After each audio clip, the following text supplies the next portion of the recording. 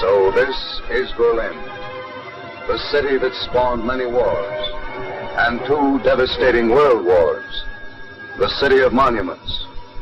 Yes, monuments to wars. Unhurt and undamaged in its previous wars, now ruined Berlin is all one monument. A grim monument to the war that in one form or another has vitally affected the lives of every living person on the face of the earth. This is the objective that men fought, bled, and died to get to. Now we are here, and it is hard to realize that the war is finished in Europe. Great authors, philosophers, men of letters will attempt to record this for history. Another qualified to tell the story is the foot-slogging soldier. He was there.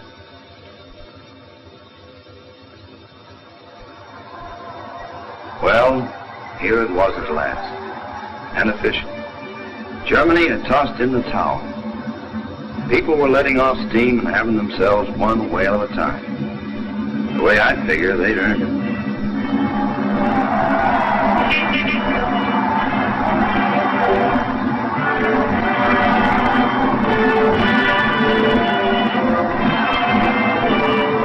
Standing on the corner and watching all the fun made me feel good.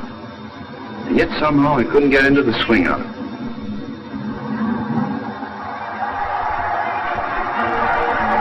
I guess I felt mixed up inside. Kept thinking of all the things that had gone on before. All those months of training in the States. Training and, of course, marching. Seems like that went on all the time.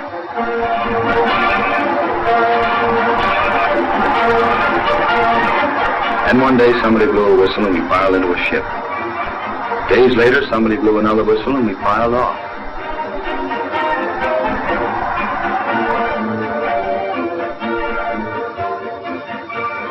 Then we were training and marching all over again. Only now it wasn't Louisiana or Missouri. It was England.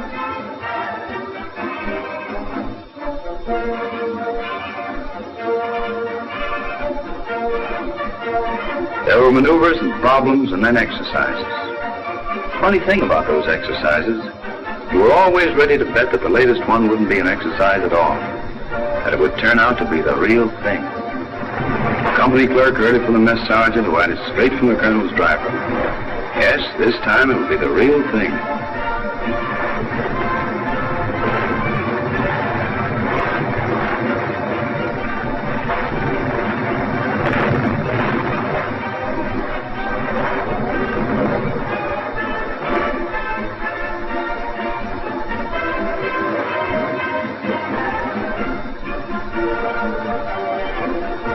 No matter how many times you were wrong, you were always ready to bet on the next one.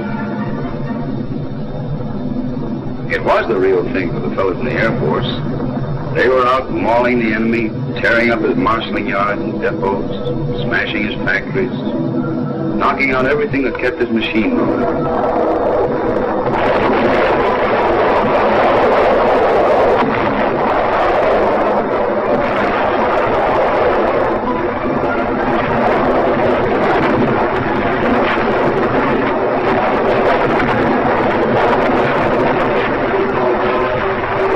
Luftwaffe and ground batteries used to hit back. The Air Force kept right on dishing it out to them.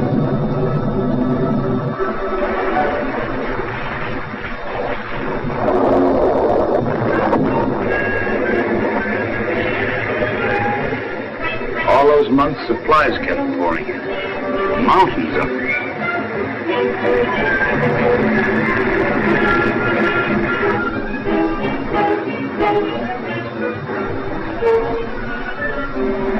The English used to kid us about it and say their little island would break up and sink under all that weight. Big stuff like locos and tanks.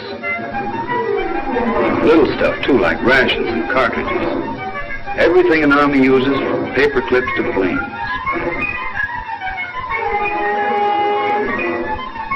Lots of planes.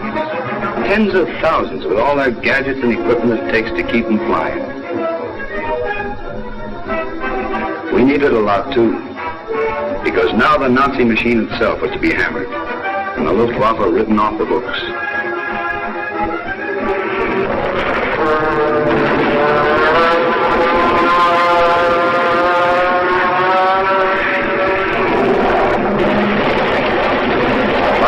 and communications ripped to bits.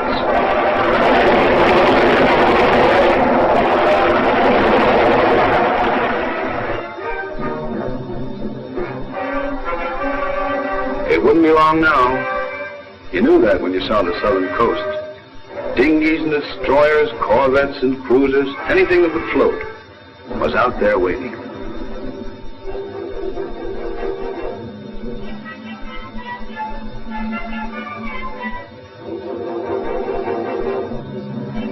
This time when loading began, there wasn't any betting. Couldn't find any takers. This time it was the real thing.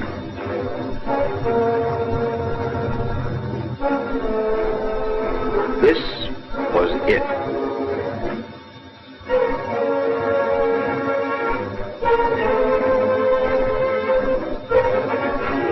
It felt good to be doing something after all that time hanging around the embarkation area.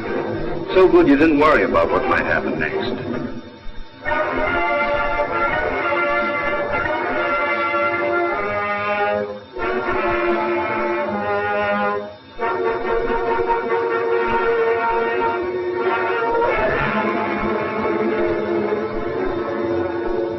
Cheerio, chum. See you in Berlin.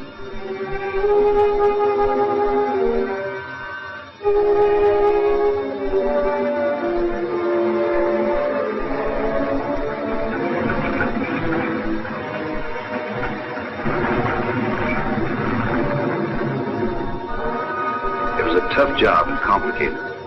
Those Navy men sure knew how to handle it, but we hadn't seen anything yet.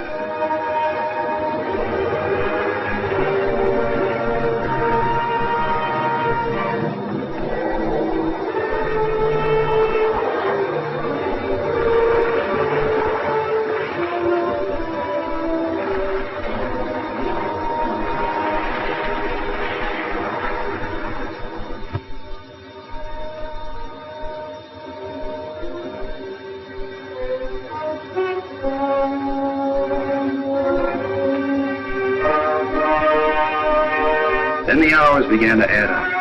Hours like you used to put in when you were a kid, sitting in a dentist's waiting room. A fellow who played an instrument or could do a few stunts didn't have to look hard to find an audience. Some of us just played cards or swapped small talk.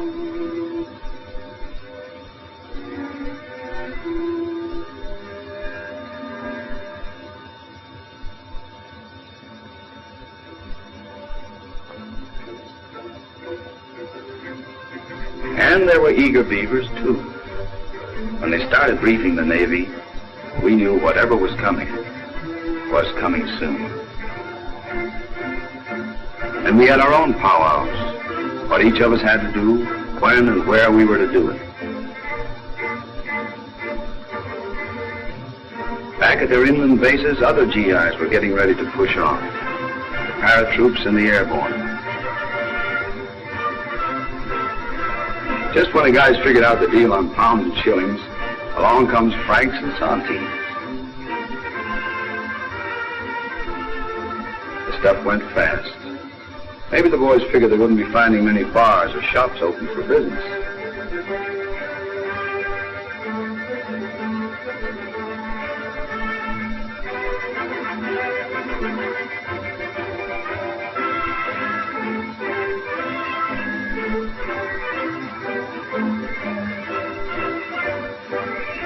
Pretty soon, the men began to drop out of the games.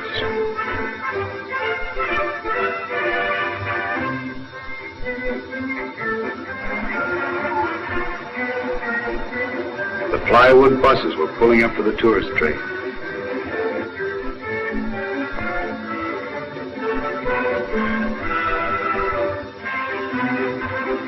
Then the big boss himself showed up.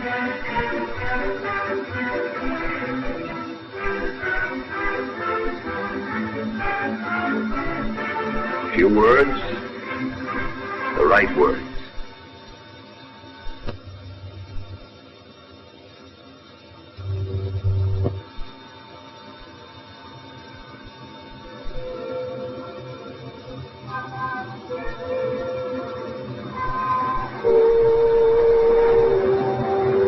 Not where we were lying. flying, more and more shipping was on the move.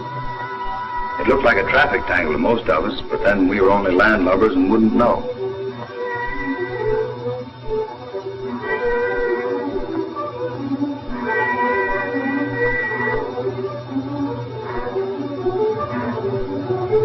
The go-ahead signal was given the men who waited in planes and gliders.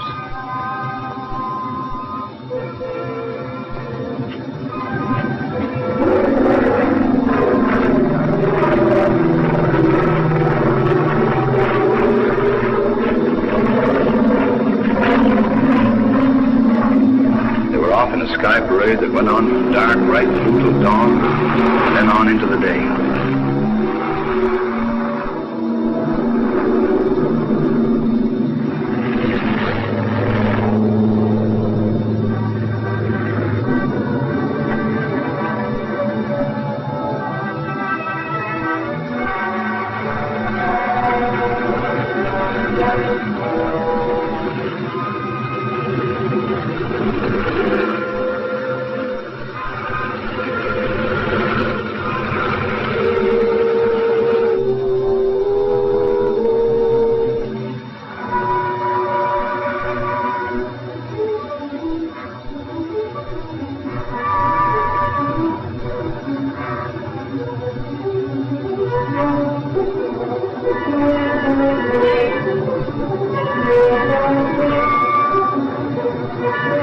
A little island of mild and bitter, of weather they liked to kid about, of tidy farms and narrow lanes, was getting smaller and slipping away.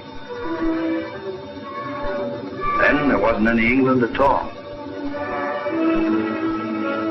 Only the channel far below, crisscrossed by our convoys.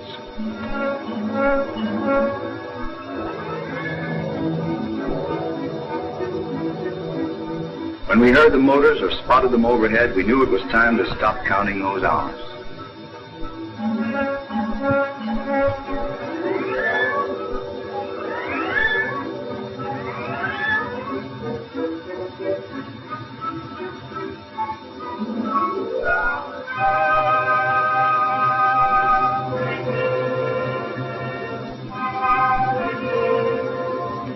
Somebody joked about unleashing the dogs of war. There was nice courage in a cigarette. And in the air cover we'd all been hearing about and now could see for ourselves.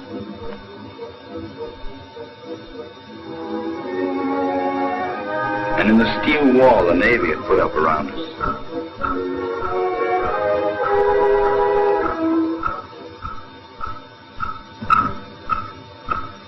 And in ourselves.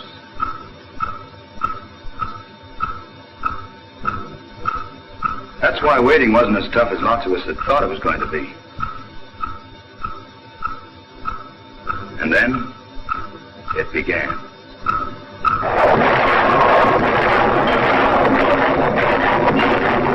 It was the Navy's show. But our own act was coming up.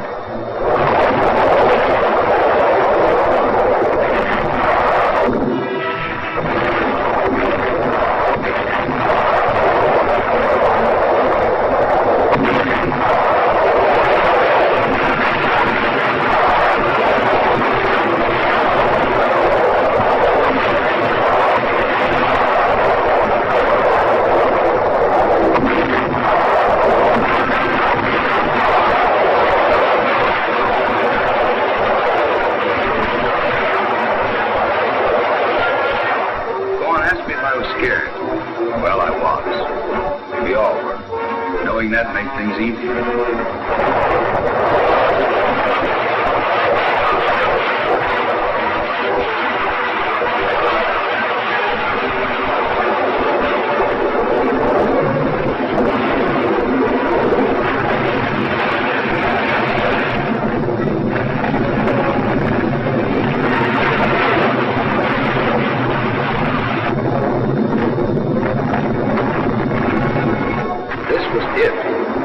All in it together.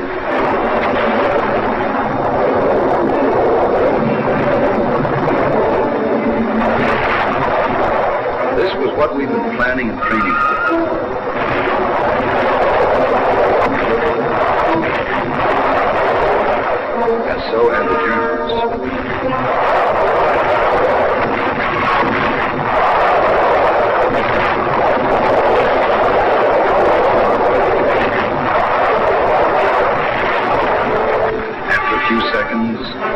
maybe it was years, we hit the beach.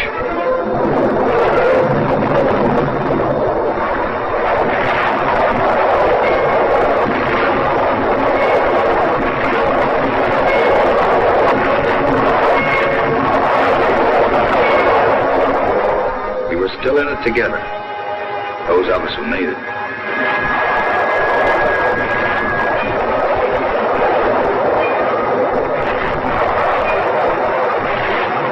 It was the same on all the other beaches along that strip.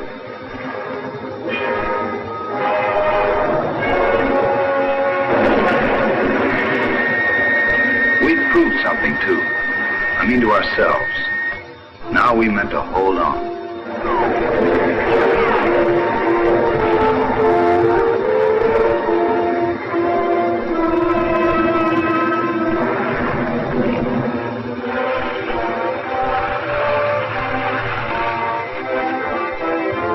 The men who had come by air had made their landings, but we wouldn't know the full story till later. Right then, we were sort of busy ourselves.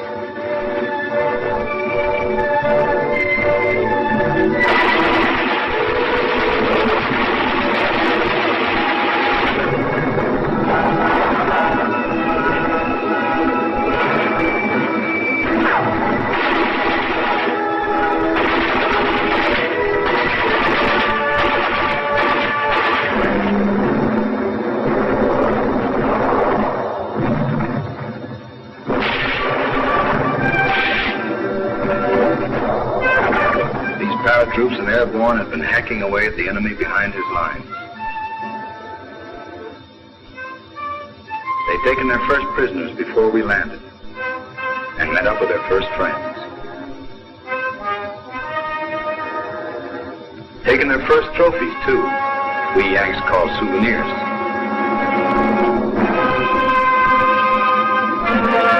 The Nazis had been pushed back, and along the beaches, man-made forts were mushrooming up. Into them were pouring supplies, material, manpower.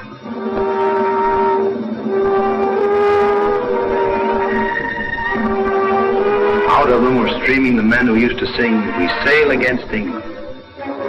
They were heading for England, all right, but nobody was singing. Our own men kept coming ashore, reinforcements for those who were pushing on, replacements for those who couldn't.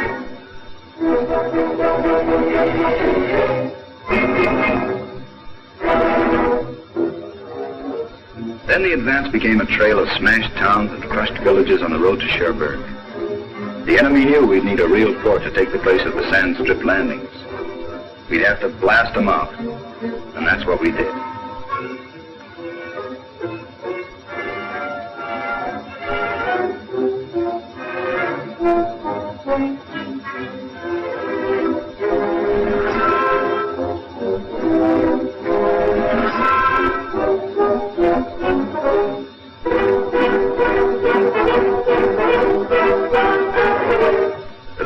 Homes you had to flatten. It made you feel good to come across plenty who understood why, who knew you came as friends.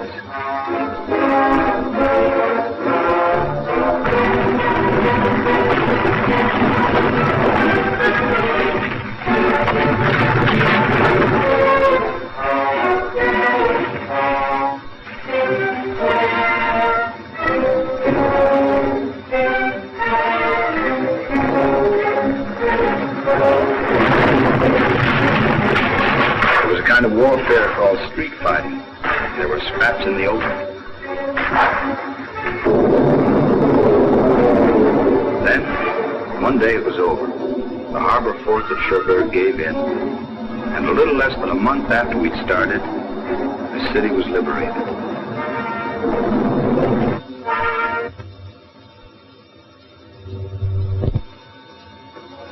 Our first real haul in top German brass surrendered to General Collins.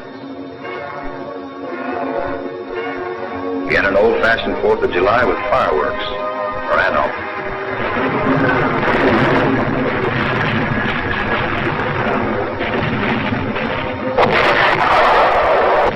And even a few speeches.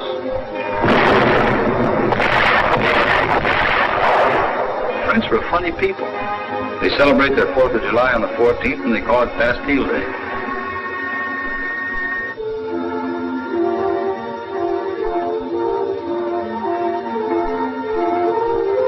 Bonjour. Merci beaucoup. Come see, come ça. Now, this French lingo is a snap.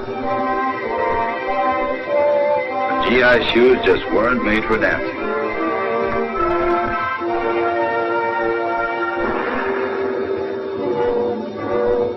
And so we started out again.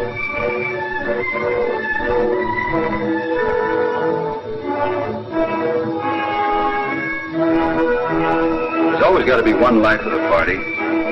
Sometimes it's a good thing.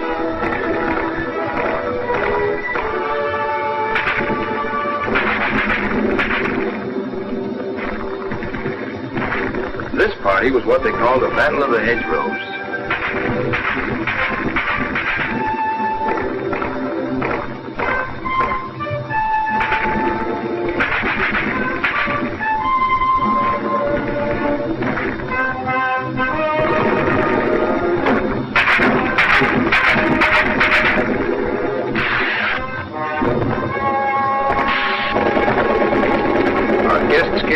Miles around. But it wasn't our idea of a good time.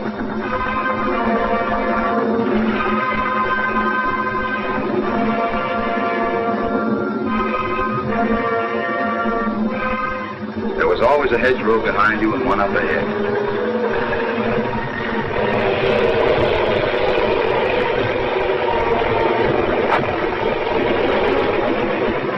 And when you cleared the very last one, there'd be another one waiting.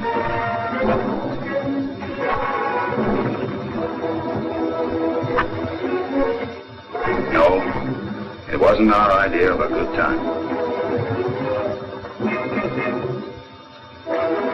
Sometimes there were breaks. They might even last a day or two, and you could almost forget burp guns, 88s, and snipers.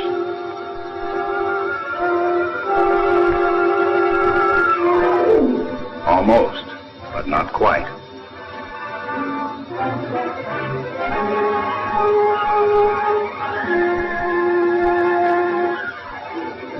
Not if you had any brains under your iron hat.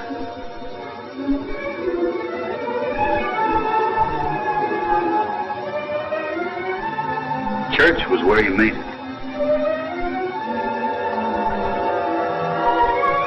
And religion meant more to men who believed. I guess that was because we never knew what might be coming up next.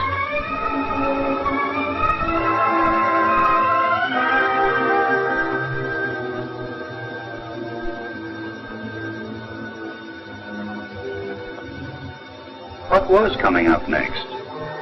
Well, this time it would be San Lo.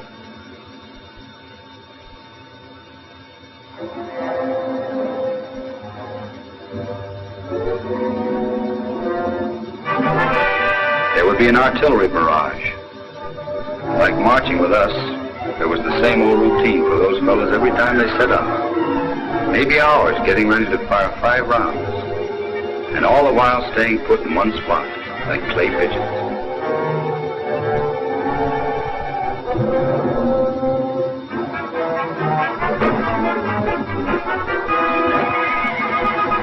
After the guns, armor and men going forward.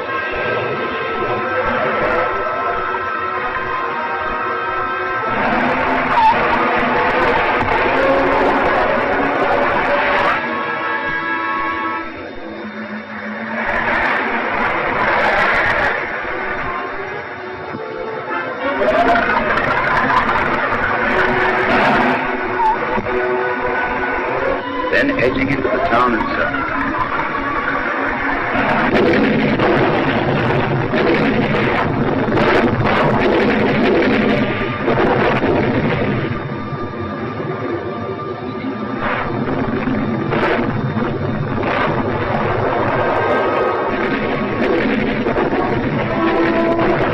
Jerry's holding on, but not for long.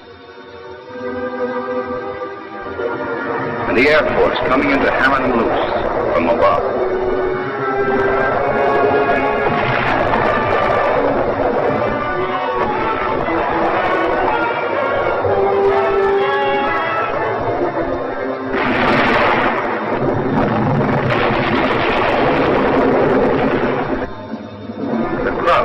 hang on to mounds of rubble and piles of wreckage.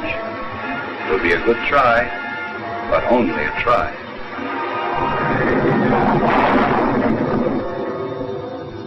Then Finis, and Sanlo added to that list of smashed villages and towns.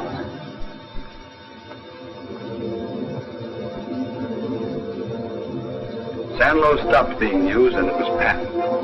Patton and his armor breaking out and running wild. The Third Army moving on wheels and tracks to join the Canadian 1st and British 2nd at the Palais Trap.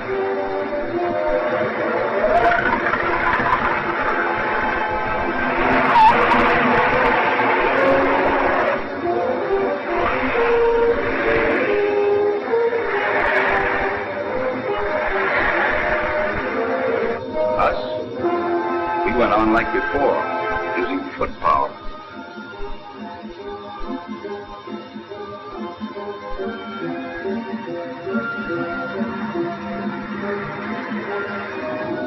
Someday I'm going to round me up some tank men. I'll let them pound shoe leather while I sit by and hand out the wisecracks. We'll see how they get along in a few lightning minutes for a break and smoke, and then up on their feet again.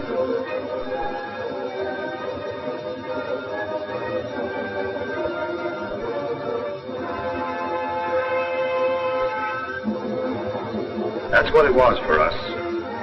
We marched, mixed it up with the Heinies, then marched some more.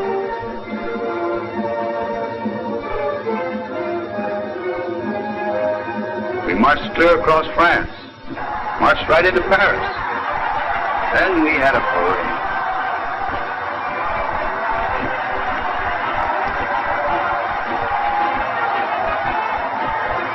Paris had been liberated, and Leclerc's men were still cleaning up the Boche who hadn't moved out fast enough.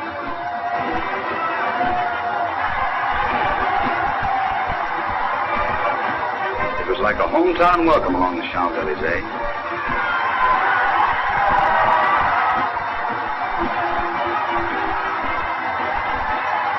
Ceremonies and speeches. The town was yours and everything was on the house.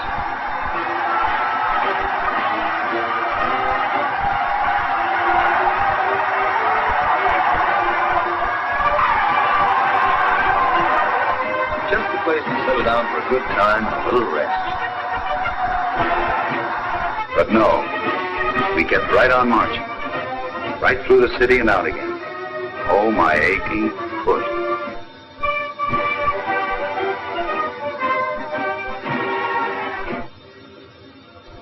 There were other GI shoes pounding the French roads now. After a surprise Mediterranean landing, the 7th Army, fresh from action in Italy, had swept up the valley of the Rhone.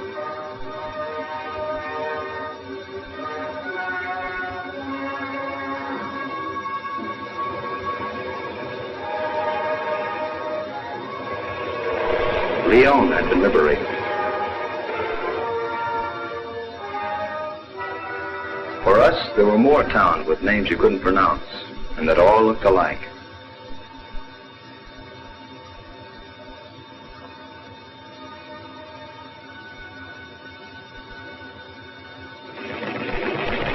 Each one had to be taken first.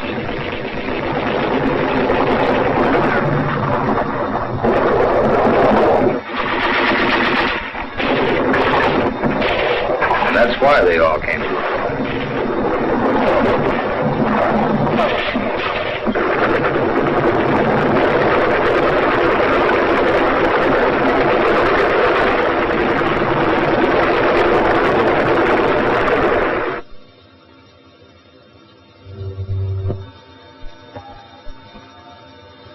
Jerry was beginning to lose his taste for war. We could tell by the way he began coming in bigger groups, and minus some of his cockiness. He was taking a clouting wherever he stood to fight.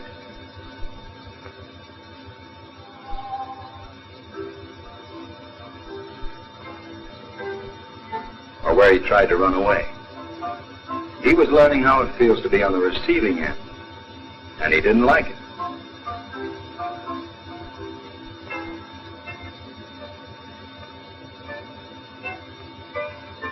There was one batch of 20,000 gave up, along with all their equipment.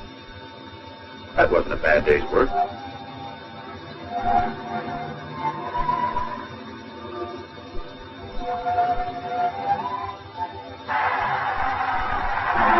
Between jobs, we kept right on marching. France was behind us, and we were in Belgium, in Luxembourg, and in Holland. You could even hear that old line coming to life again. Home by Christmas.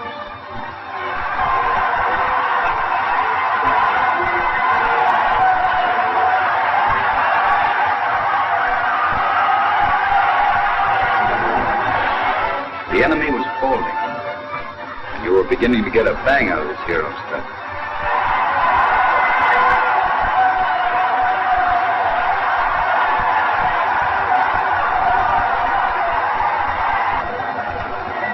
In fact, it was doggone nice. That's not all that was nice. Camp shows and lovelies from back home were catching up with us.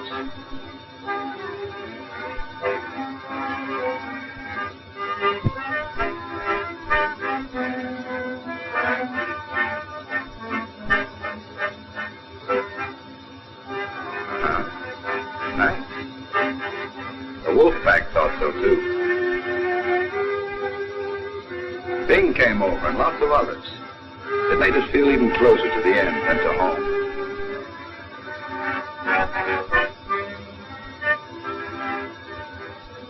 Ike and Monty had come around, and everybody knew something big was cooking. Maybe that knockout punch.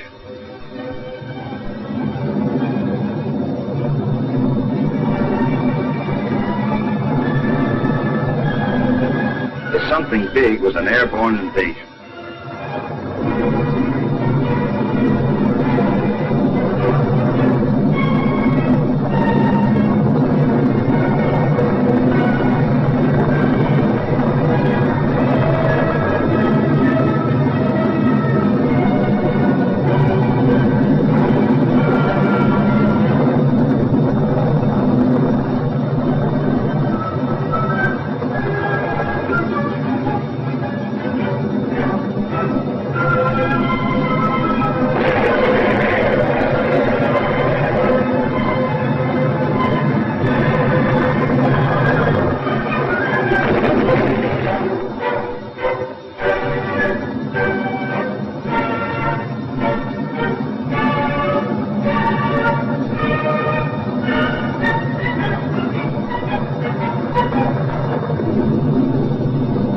Like civilians in the world outside, we held our breath and waited for the news.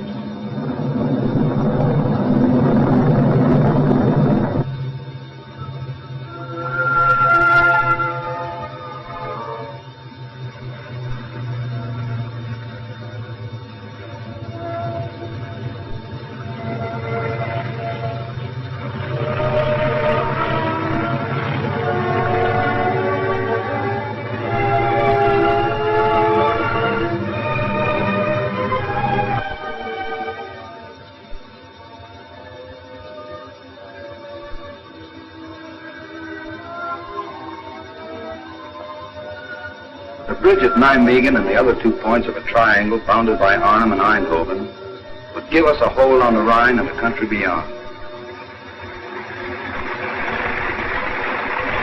The link-up of the British and General Dempsey's men, the defense of the Arnhem pocket, would become history.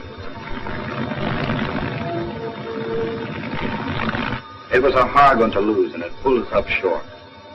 Heine hadn't thrown in his chips yet.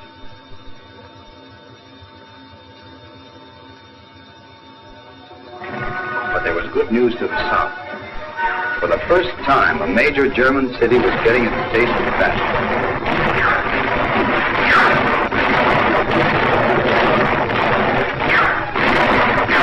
Assault by artillery and from the air was going to do for Aachen what has been done to all those little French towns and villages.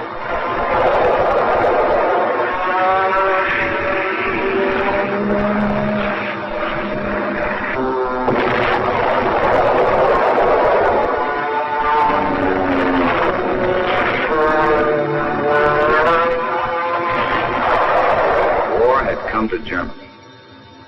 It had stopped being a newspaper story about other people's homes.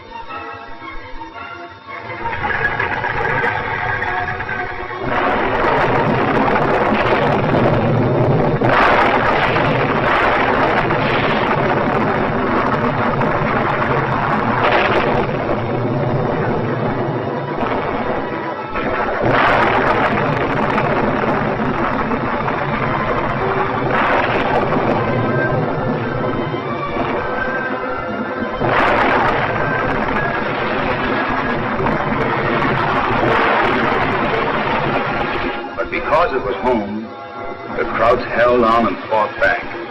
And we, who had been marching, went into the town to tear them out.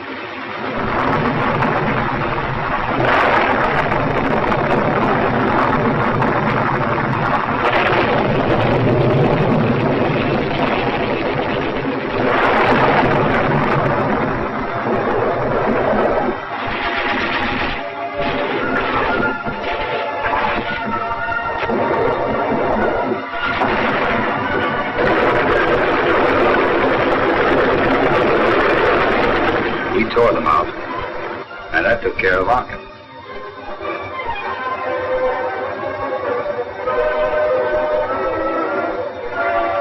The refugees looked like all the others we had seen. Maybe some of us even felt a little sorry for them, because we didn't know then a lot of things we were going to learn later.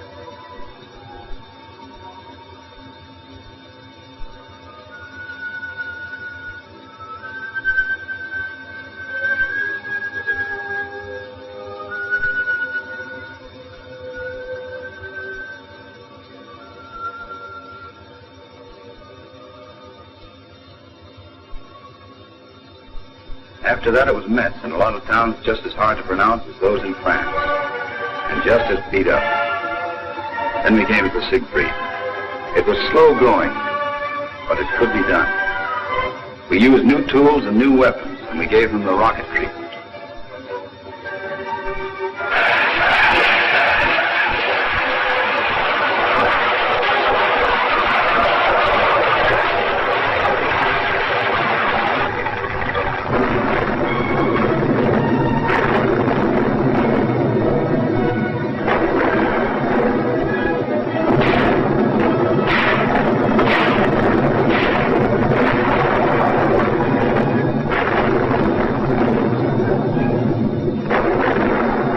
The Nazis decided life could be beautiful on the other side of those launches.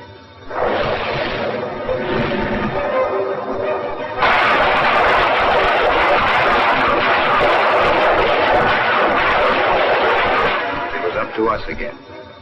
And so we put the Siegfried behind us and started on again, deeper into Germany.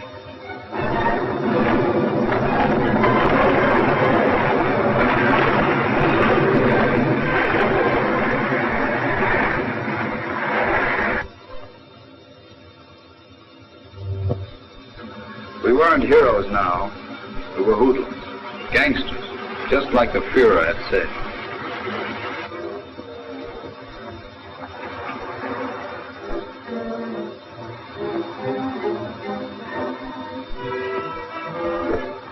All Germany felt that way about us, including the weather. Looking back, the English brand didn't seem so bad after all.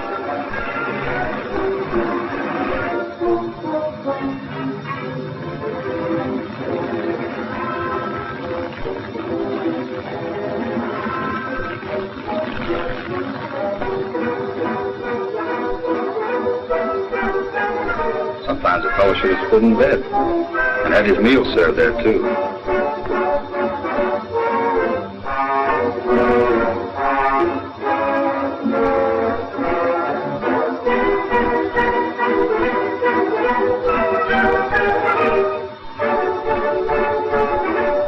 The boss looked in on us again. He always seemed to show up when a visit would do the most good.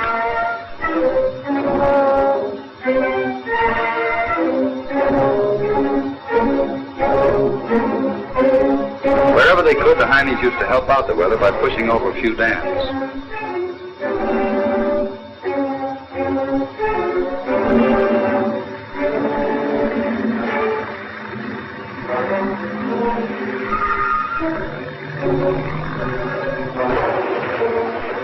And they always had reception committees waiting to welcome us.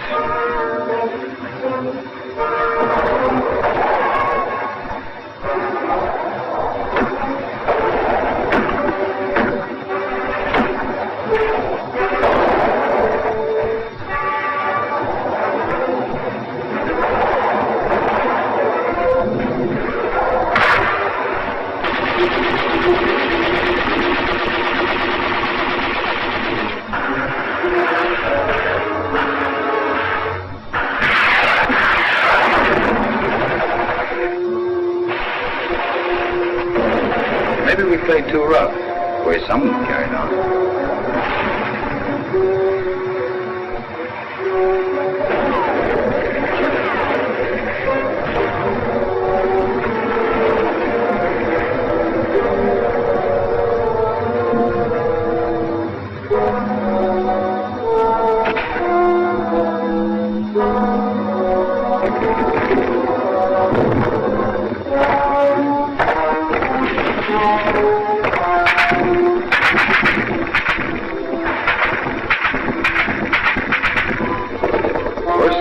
Help to apologize on account of we were busy and had to keep moving.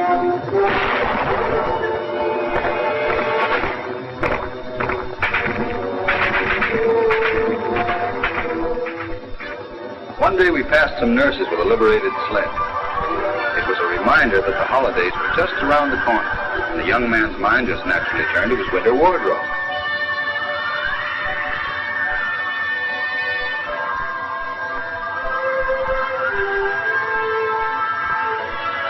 The accent that season was on the conservative.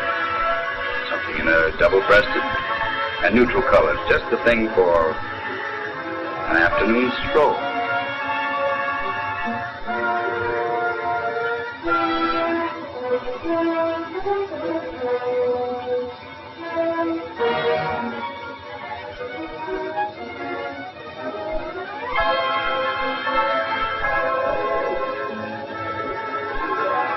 Thanksgiving came, featured by dinner parties. K&C rations for most.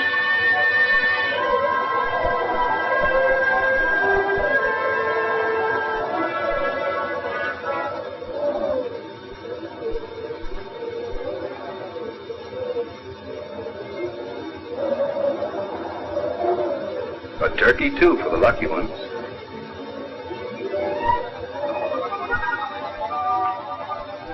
After dinner, everyone turned out to see Army play Army.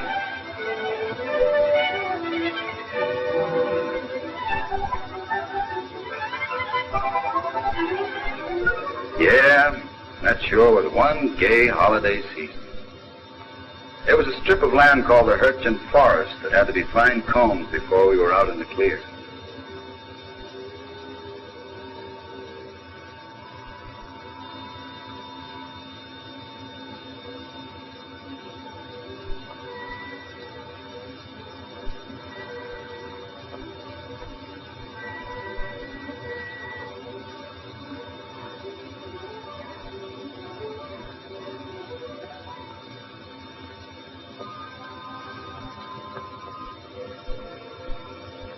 It was still war, and nobody had proved that a man named Sherman was wrong.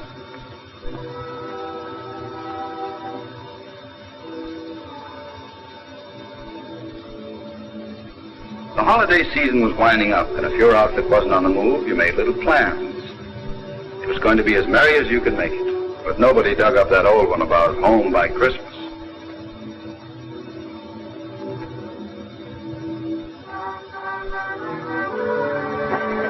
For most of us, a Merry Christmas never did come off. The Krauts had pulled another one out of the hat. The Ardennes breakthrough.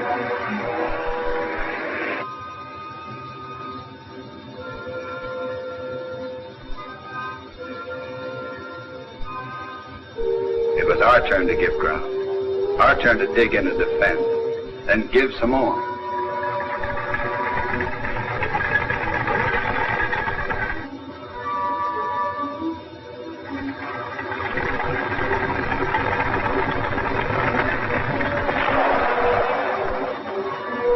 People who had come back to their villages were on the roads again. The Boche was coming back. They knew what that would mean.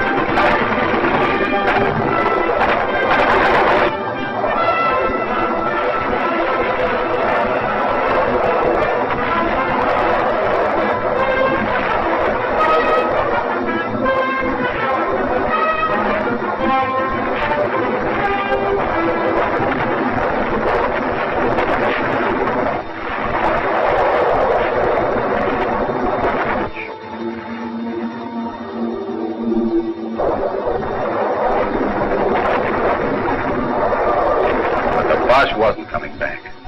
At a place called Bastogne, he was going to be stopped cold.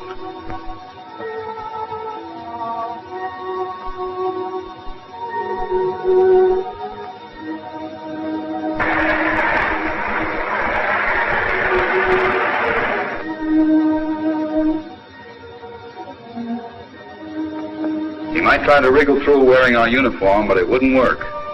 He couldn't wriggle through and he couldn't blast his way through. He was stopped.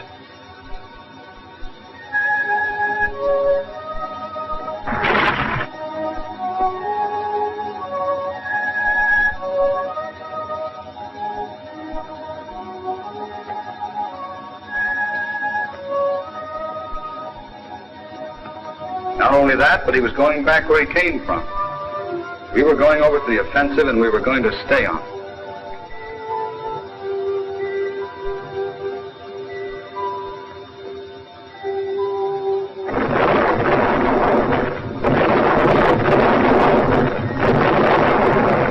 The country we'd already paid a price to win would have to be won all over again. It sort of made you sick inside, but fighting sick, if that makes any sense. It did to us.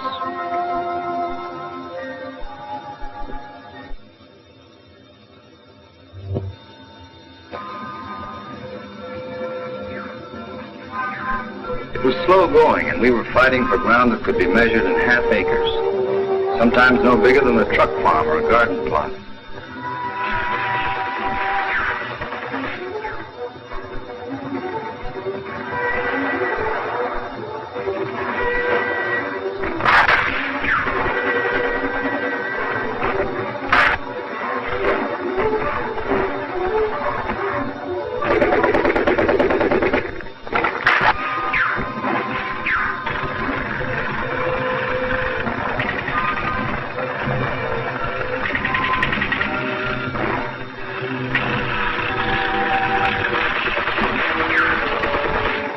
When it was over, you'd flop right down where you'd been scrapping for a few minutes breather.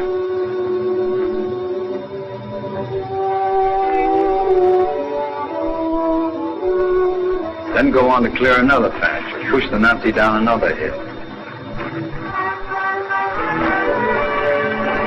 You could go out and fight an enemy who had a gun if you had a gun. But fighting winter was tough. There was cold that froze a man who stayed put too long. Wet that rotted clothes and equipment, and snow that dragged you down. We fought on against the Nazis and held on against the winter. The battle for half acres was winning back towns. And so we kept on, marching, of course.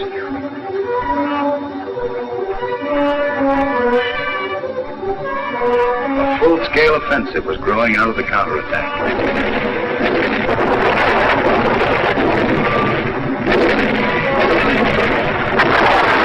The bulge was shrinking.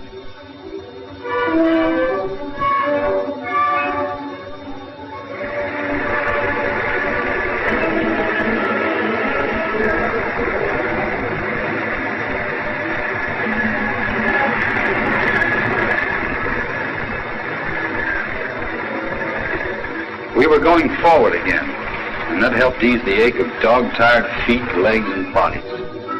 Everyone felt better about the way things were shaping up. Another thing made us feel better was the break in the weather. The snows were easing off, and the sun had found us again.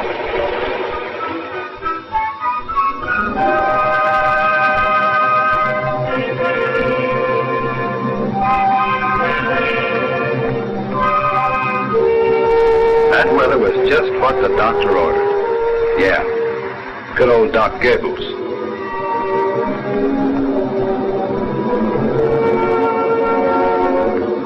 We were still on the march, but the going had become a crawl. Some places we bogged down and stalled.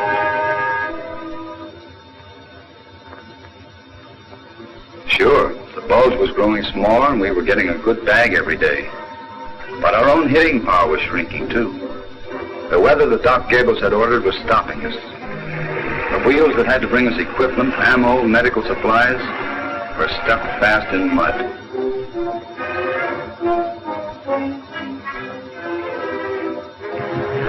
Von Rundstedt wasn't the only one who could pull tricks out of a hat. There wasn't mud up there, so the things we needed started to roll in by air transport.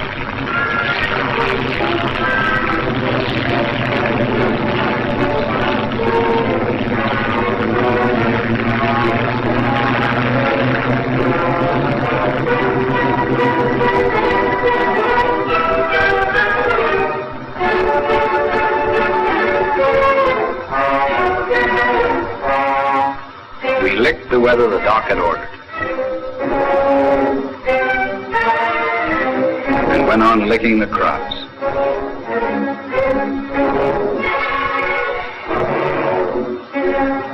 It must have been a pretty good job, too, because pretty soon there was no more bulge, and the only heinies left were real well-behaved and didn't give us any trouble at all.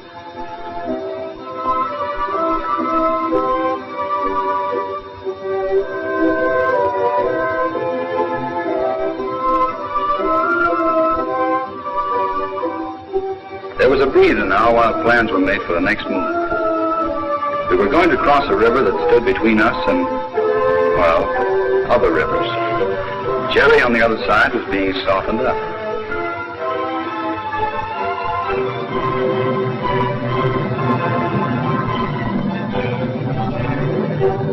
What was left of the Luftwaffe was to be chalked off too.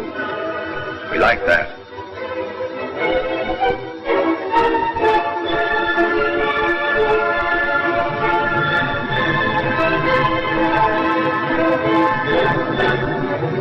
It would make things easier for us, and even a lot easier wouldn't be easy enough.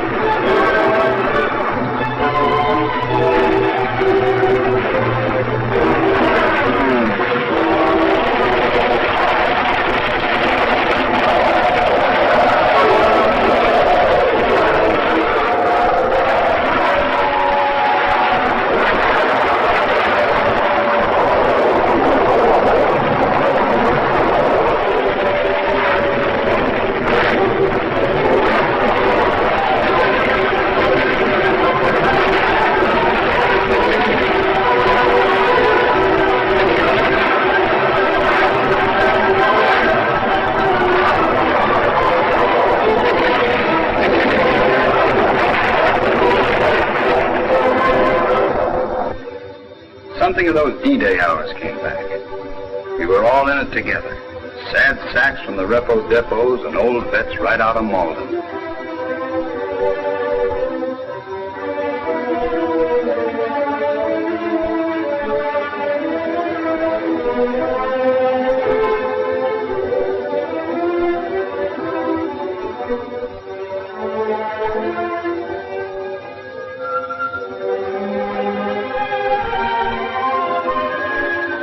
Then we hurried up and waited.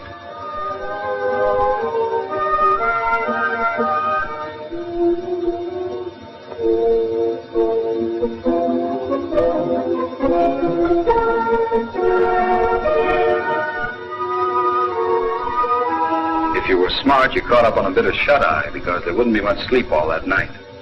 The artillery would see to that.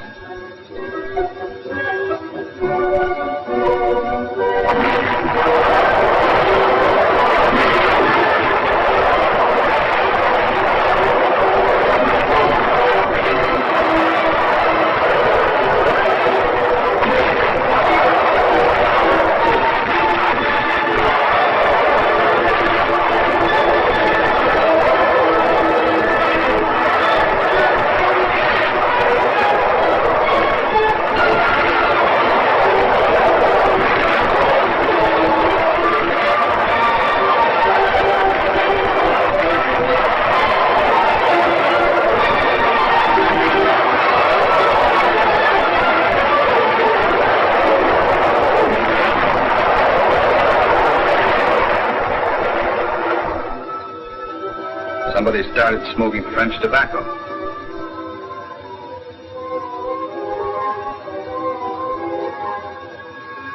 And was doing a good job of it, too.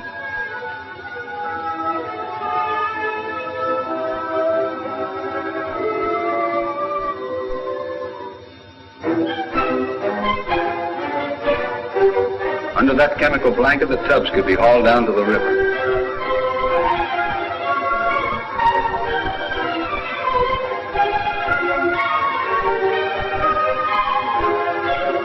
The Roar didn't look like much of a river as rivers go, but it had been equipped with some pretty fancy cross currents and moved faster than a 48-hour pass.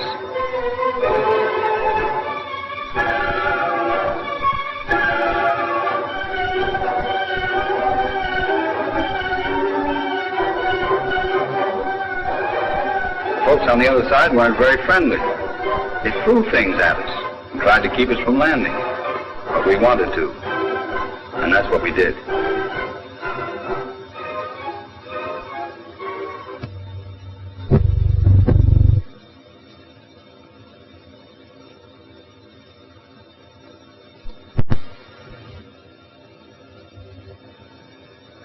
And he went up with it. Can you carry on for those?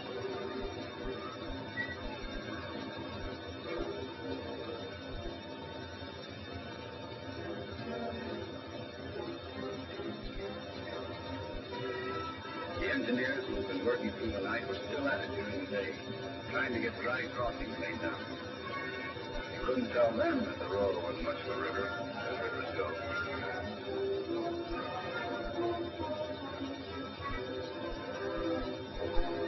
It was raining where we were. It wasn't only raindrops we had to duck heading across those bridges.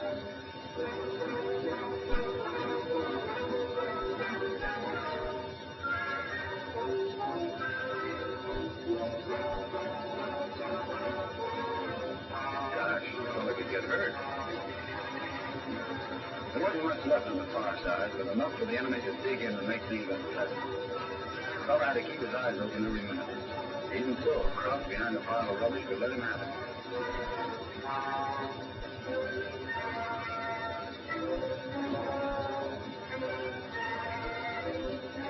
We took Ewing, and there could have been a big time in the town if there'd been any town left.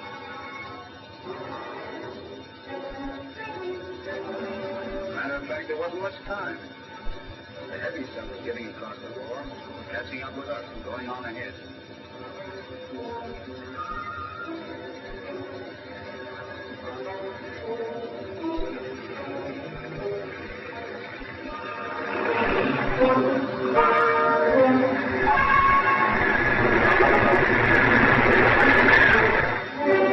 Advance units were spreading out on the plains before Cologne.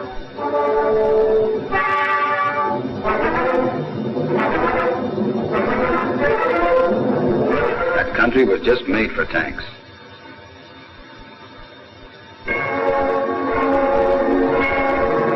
I guess for walking too, because we were there.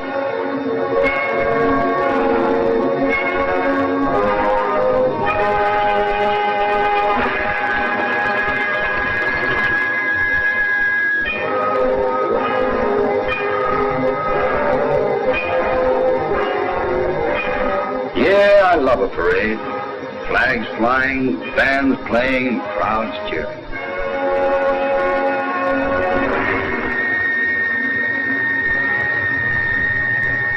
We weren't wasting sympathy anymore.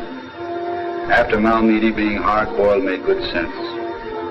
Those old men, women, and kids, and all those meek, mild prisoners heading back to the cages were poison to us.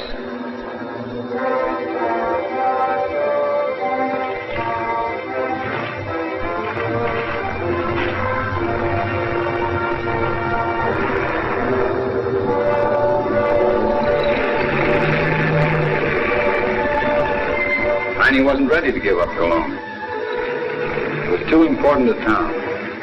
So we brought up some new arguments to help change his mind.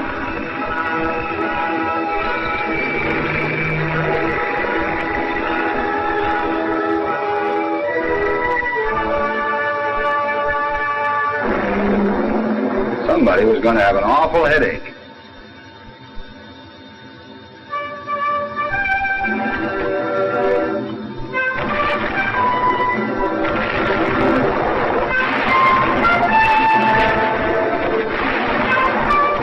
heap. They even laughed at their own neighbors being killed. After the guns, it was up to us again.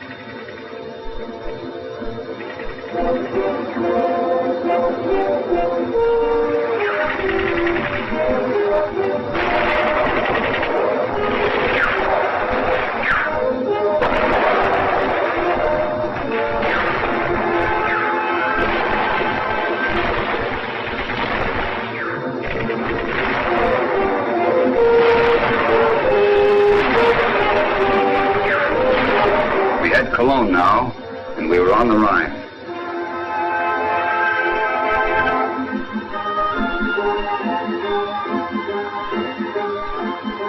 Big news broke at Remagen. Call it a lucky break if you want. But the way I figure, everything that happens is a break. Only it takes somebody on his toes to turn it into a lucky one.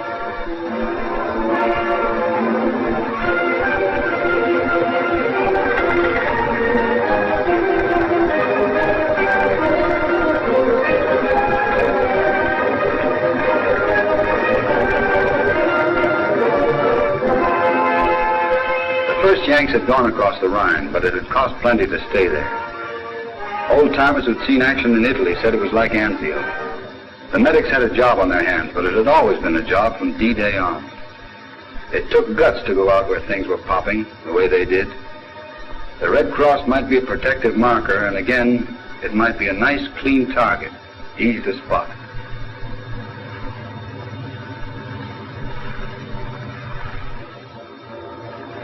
The Remagen beachhead held and grew. When the old bridge went down, there were other crossings to take its place.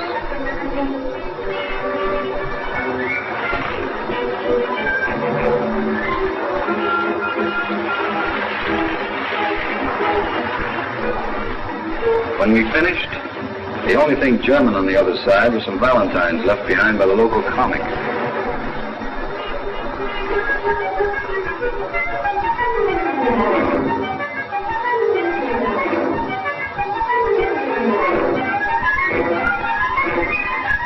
After Cologne, Koblenz was next on our list of cities. We were teaching the crowd that anything he tried to defend was going to be smashed. He should have learned fast because it was a lesson out of his own book.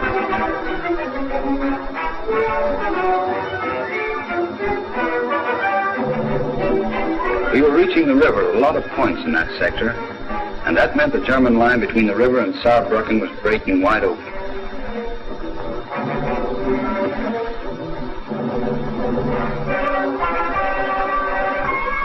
Before we could take advantage of it, though, there would be plenty of cleaning up to do. There were towns that had been bypassed.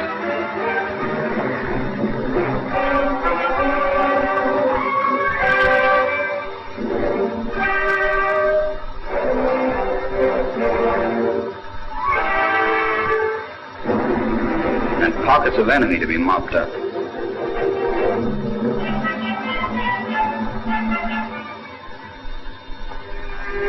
When the job was finished and we waited for the next round, there was time out for a little fun.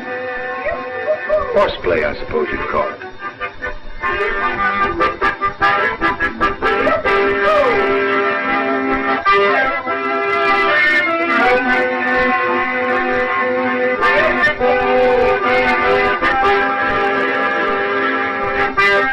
Hitler Youth just couldn't savvy. Adolf had never mentioned rodeos.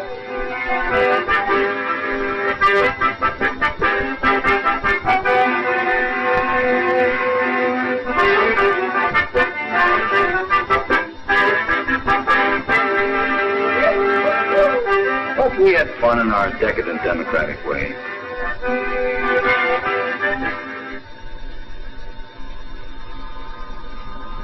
The new move was shaping up, and everybody knew it was to be another of those combined operations.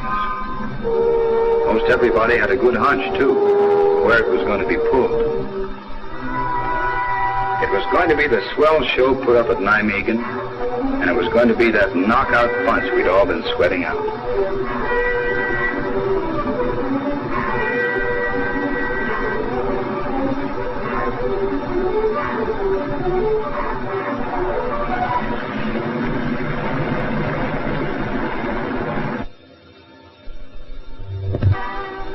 More than 3,100 tow planes and gliders were in on it.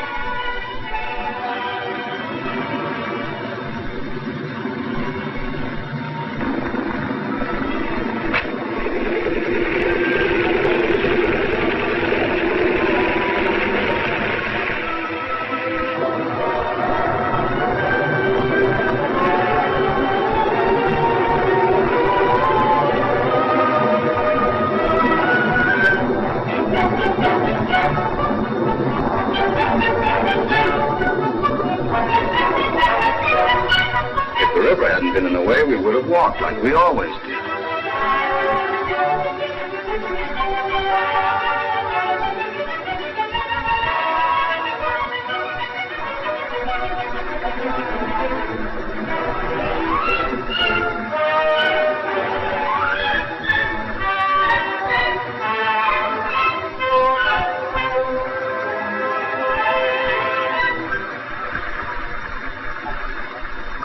Down to meet us was the Navy, our first meeting since D-Day. We all got a bang out of watching the United States Navy romping around in the German Rhine.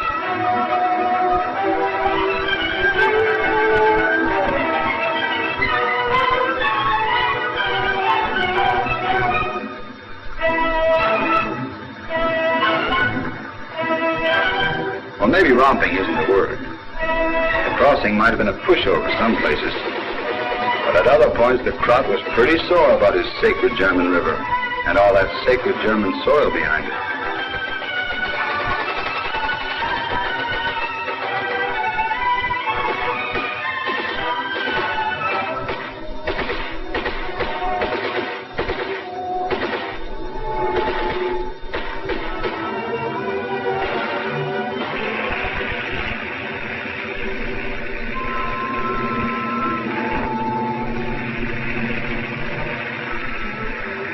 We crossed the Rhine and got onto the sacred soil in a hurry because we had an appointment with the airborne.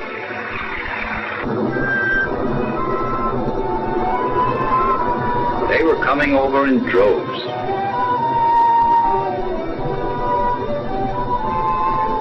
We heard that the airborne was using a few new wrinkles and tricks of their own on this trip. Ways to speed up landings.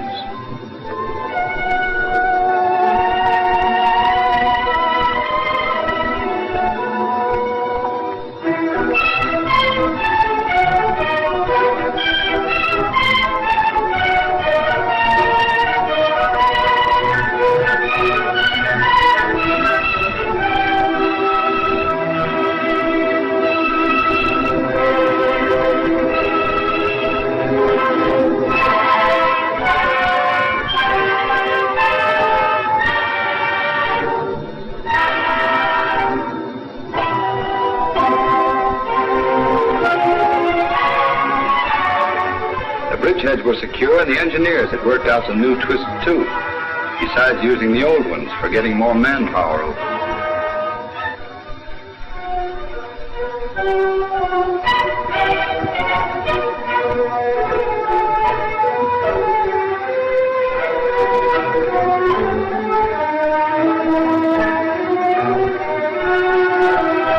Pontoon bridges were speeding tanks and guns to the other side.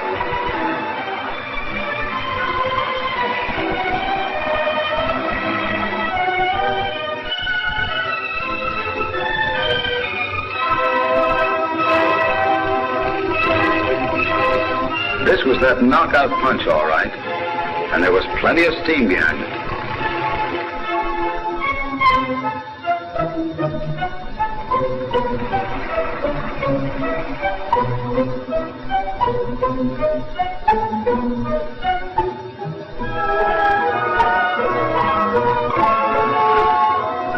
between you and me, it was going faster than scheduled. Some of us had even reached our objectives before the time set up for our meeting with the airborne.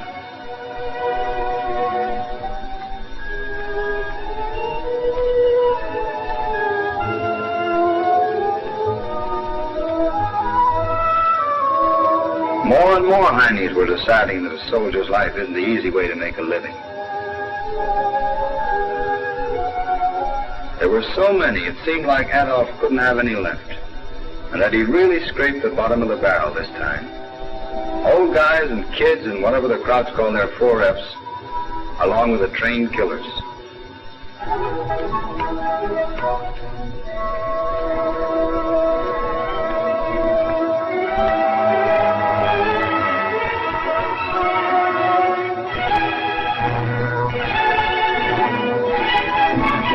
They kept pouring in from all over the countryside with all the fight out of them, glad to be in one piece and happy to lie around, meek and quiet in the sun. Little lost sheep, little lost black sheep.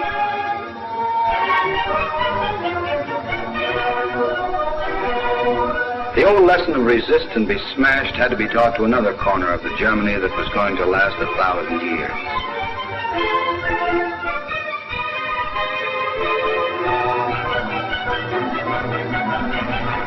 Some towns caught on fast, and when the Wehrmacht cleared out, the Volksstürmers threw away their guns and went back to their shops.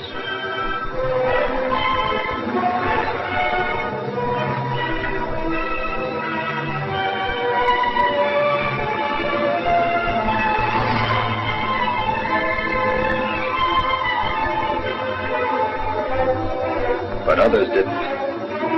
The homes of millions had been crushed like this, and these same people had laughed and cheered. Now German women were learning to cry, like the women of all those other countries.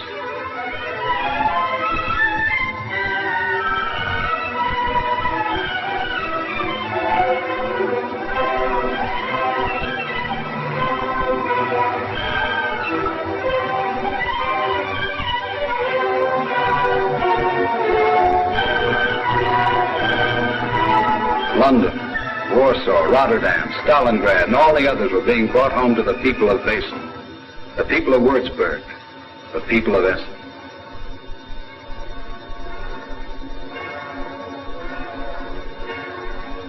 Essen, where the Krupp family had manufactured all that death and destruction. The planes which had carried so much of that death and destruction littered the country wherever we went.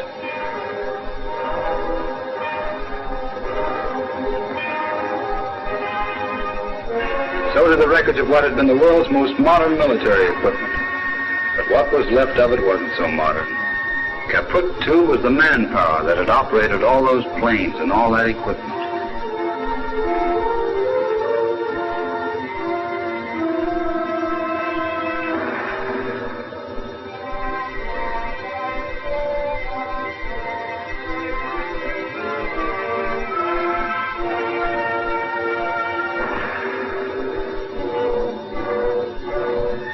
It was getting close to the final curtain.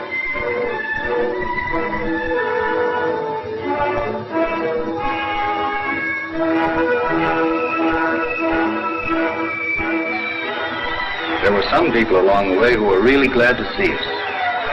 Our own, of course. The men who had been behind wire fences. Some for 3 and 4 years.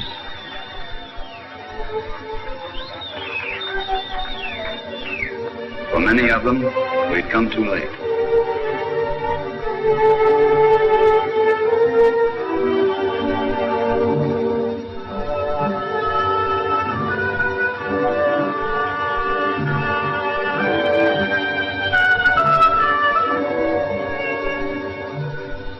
None of us would forget what we saw behind those wires.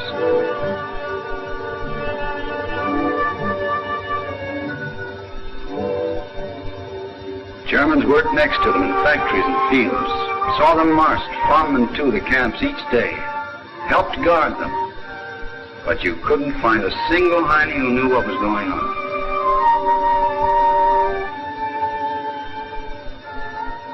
There they were, starved, beaten, tortured, and killed. But nobody had done it. was just some of that wicked anti-Nazi propaganda.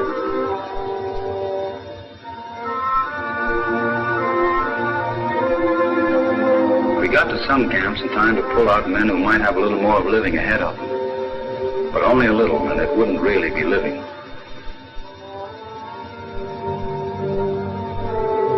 Adolf had ended poverty in Germany, for Germans. We knew how. With the slave market ended and nobody to steal from now, what were the nice Germans going to do?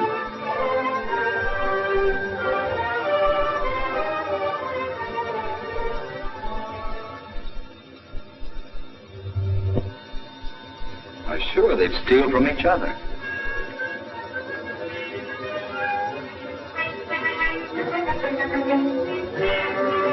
These were the same nice Germans to whom the shelling of Cologne was a great thrill, a joke. The French, the Dutch, the Czechs, the Poles, the Danes never thought the Germans were very good neighbors, and said so. We read the wrong papers and called it propaganda. Well, now we could see. The gag about discipline, and that one about Superman. We had the proofs on them, too. It was only a few weeks before the end when the news hit us. We'd lost a good friend. The world had lost a good friend. It didn't seem fair with the job almost finished.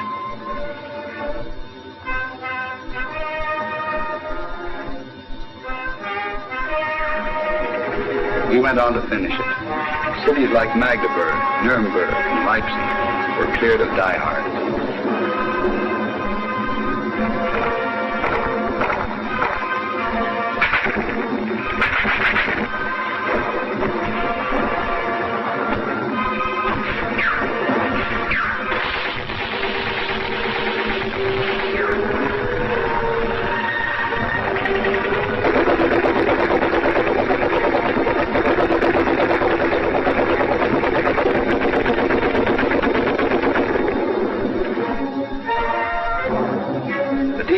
The fewer Nazis we found. Some places there were only nice Germans who were glad to see us. Then one day we came to a river. And on the other side of the river were the Russians. Maybe that wasn't a day. It meant the job was done. No more Heinies up ahead, only friends.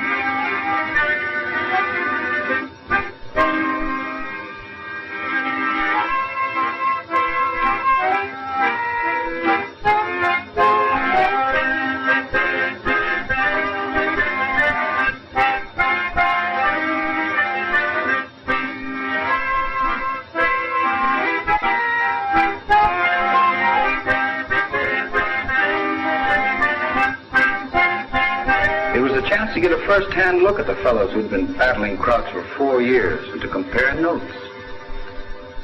According to the Germans, they were subhumans. They looked and acted like us, so I guess that made us subhumans too.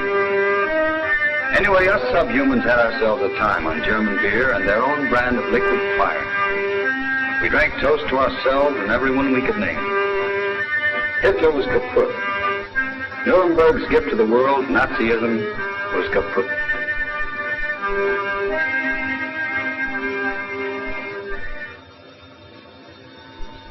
And the big Ballyhoo Park, where the new order got started, looked just like another good place to throw old razor blades.